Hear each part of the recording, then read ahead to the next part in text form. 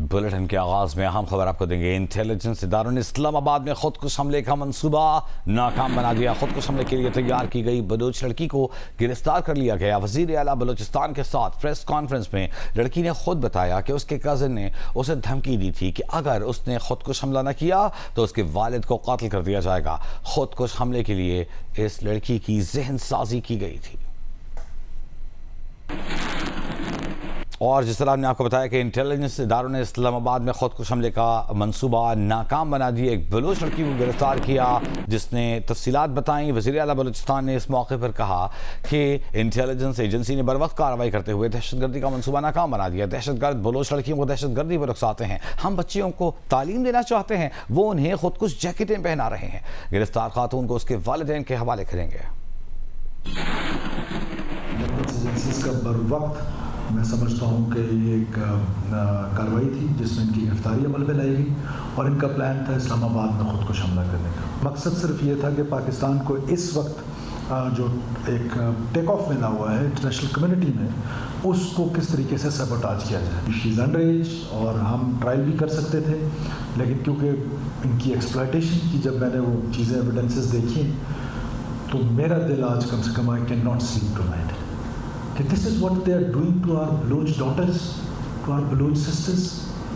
कुछ शर्म आनी चाहिए बशीर ज़ेब एंड कंपनी को। शर्म का मुकाम है, खुदा की कसम लानत हो ऐसी बलोचियत में। इस बच्ची को आज उनके वालिद के हवाले बाइज़्ज़त तरीके से कर रहे हैं और पॉलिटिकल और ट्राइबल गारंटीज़ के साथ। मुझे इंटेलिजेंस एजेंसीज़ को दाद देनी है कि किस तरीके से उन्होंने इतने बड़े मंसूबे को नाकाम बनाया। और अब बात करेंगे आबनाए हुर्मुज़ और उससे गुजरने वाले जहाज़ों की, जहां पर सूरत हाल थोड़ी मुश्किल है, लेकिन पाकिस्तान के लिए आने वाले जहाज़ों को रास्ता दिया जा रहा है। कतर से पाकिस्तान के लिए तीसरा LNG जहाज़ ईरान की खुसूसी इजाज़त से आबनाए हुर्मुज़ में दाखिल हो गया। और इस पर तफसील हासिल करेंगे नुमाइंदा GNews अली इमरान सैयद हमारे साथ मौजूद हैं। अली जी, मिज़हम जो है जो कि कतर की रास खान जो टर्मिनल है जो कि ईरानी हमले में उसको नुकसान हुआ था, प्रोडक्शन रुक गई है, तो उसके बाद जो पाकिस्तान के लिए जहाज है मिज़हम वो आबनाए हुर्मुज़ में दाखिल हो चुका है। जजीरे आबनाए हुर्मुज़ से गुजर पाकिस्तान का जहाज पाकिस्तान डिप्लोमेसी सुपर पावर आज हम समझते हैं पाकिस्तान की सूरत हाल है।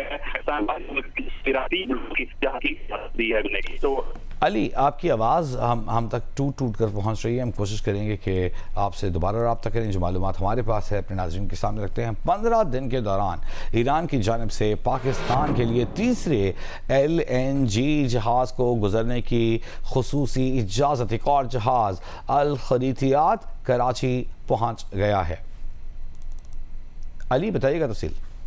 जी बिल्कुल, पाकिस्तान डिप्लोमेसी का सुपर पावर समझा और मुल्क की सूरत हाल ये है कि सिर्फ पाकिस्तान वो जहाज है कि सबसे ज्यादा जहाज के जहाज अब ईरान ने आबनाए हुर्मुज़ से गुजरने की इजाजत दी है। यानी टोटल 3 जहाज, जिसमें एक जहाज लगा हुआ है 30 अप्रैल को वो पहुंचा है पोर्ट कासिम, वहां से गैस फराहम की जा रही है, मुल्क की तवानाई की जरूरियात पूरी की जा रही है। जबकि दूसरा अल खरीतात जो जहाज है वो UAE की एक टर्मिनल से लेके निकला था और वो कराची पोर्ट पहुंच गया है। ये भी ब्रेकिंग न्यूज हम अपने नाजरीन को दे दें। जबकि तीसरा जहाज इस वक्त आबनाए हुर्मुज़ से गुजर रहा है, मिज़हट जहाज इसका नाम है, और ये कतर से LNG लेके पाकिस्तान की तमन्नाई की जरूरियात को पूरा करने के लिए पाकिस्तान की जानिब बढ़ रहा है। जी ठीक है, बहुत शुक्रिया आपका अली इमरान सैयद।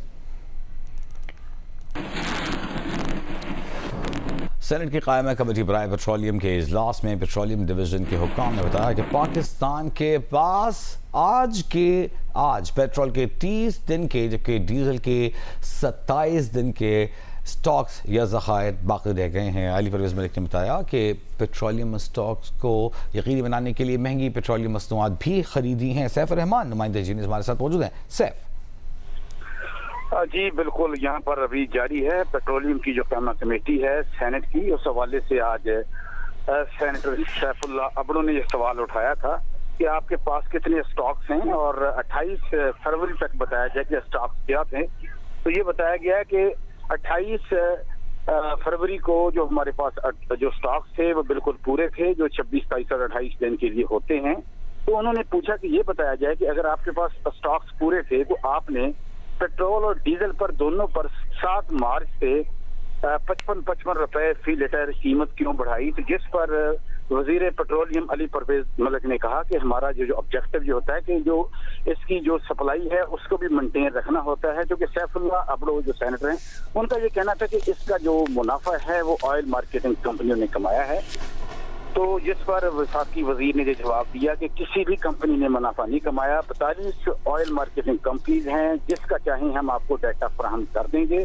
اگر انہوں نے سستا خرید کر مہنگا بیچا ہے تو بعد میں انہوں نے مہنگا امپورٹ بھی کیا ہے. تو اس حوالے سے یہ بتایا گیا کہ جو عالمی مارکیٹ میں جو قیمت تھی جو ڈیزل کی تاریخ میں کبھی بھی $285 فی بیرل تک نہیں گئی. اس کے ساتھ ساتھ جو پیٹرول تھا وہ بھی $150 فی بیرل تک گیا ہے. تو جو آئل مارکیٹنگ کمپنی ہیں تمام کمپنیوں کا جو کمیٹی کے جو متعدد اراکین تھے ان کا یہ کہنا تھا کہ اس کا آڈٹ کروا لیا جائے گی. بہت شکریہ سیف الرحمان. پنجاب کابینہ کا مارکہ حق کی پہلی سالگرہ پر صدر مسلم لیگ نون نواز شریف اور وزیر اعظم شہباز شریف کو زبردست خراج تحسین. Field marshal Syed Asim Munir, air chief, naval chief کو بھی خراج تحسین پیش کیا. کچے میں کامیاب آپریشن پر وزیر اعلیٰ مریم نواز کو مبارکباد. پنجاب کابینہ نے چولستان اور کچے کے شہریوں کے لیے آسان شرائط پر اپنا کھیت اپنا روزگار اسکیم شروع کرنے کی منظوری دے دی. اجلاس میں بتایا گیا کہ اپنا کھیت اپنا روزگار اسکیم میں اب تک تقریباً 2 لاکھ خاندانوں کو اپلیکیشنز موصول ہوئی ہیں. وزیر اعلیٰ مریم نواز نے کہا کہ شہریوں کو اپنا کھیت اپنا روزگار اسکیم کی پوری معلومات ایک کلک پر مہیا ہونی چاہیے. اجلاس میں پنجاب میں ایکسل لوڈ مینجمنٹ نظام کے نفاذ کی منظوری بھی دی گئی. ایندھن کی قیمتوں میں ریلیف کے لیے 150 cc تک کی موٹر سائیکلوں کی ٹرانسفر فیس کے خاتمے کی منظوری بھی دی گئی. مریم نواز نے کہا کہ جو پنجاب میں صنعت لگانا چاہتا ہے ضرور لگائے، مکمل معاونت کریں گے. صنعت کار اپنا کنسٹرکشن پلان لے کر آئے، انڈسٹری لگانے کا عمل بالکل آسان بنایا جائے.